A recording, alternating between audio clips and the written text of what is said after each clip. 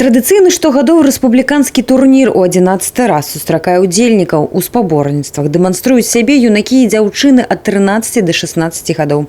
Без малога 200 весляроў. Усе яны вучні спецыялізаваных устаноў, выхаванцы спартыўных школ Брэсцкай вобласці, а таксама Гродна і Мінска. Адным словам, тыя, хто сёння падае надзеі, а ў хуткім часе, магчыма, стануць чэмпіёнамі.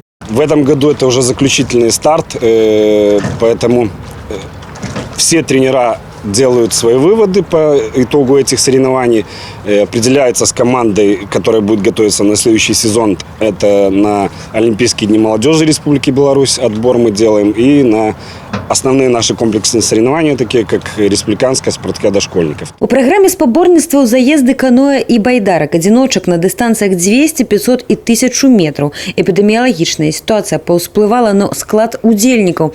Адсутнічаюць украінскія і расійскія весляры, але градус конкурэнцыі і духа суперніцтва сярод беларускіх спартсменаў не менш высокі. Жаданне перамагчы відавочна. Многія з дыстанцый стануць сімвалічнымі ў кар'еры весляроў. Для пінскага канаіста Арсена Аляхновича, например, пройденный старт у 1000 метров показальный. Я ожидал уже со вчерашнего дня, что гонка будет напряженная, соперники хорошие.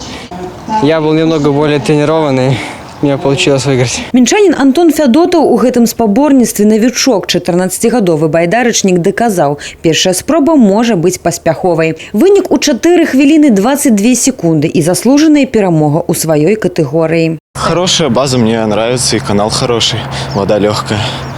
И соревнования на уровне международных. Мінулыя спаборніцтвы на прызы першага ў Беларусі алімпійскага чэмпіёна па веславанні Сергея Макаранкі сталі трамплінам для многіх пачаткоўцаў. Арганізатары і удзельнікі упэўнены, гэтыя спаборніцтвы не стануць выключэннем. Софія Бережная, Юрий Плінда, тэлерадыёкампанія «Брэст».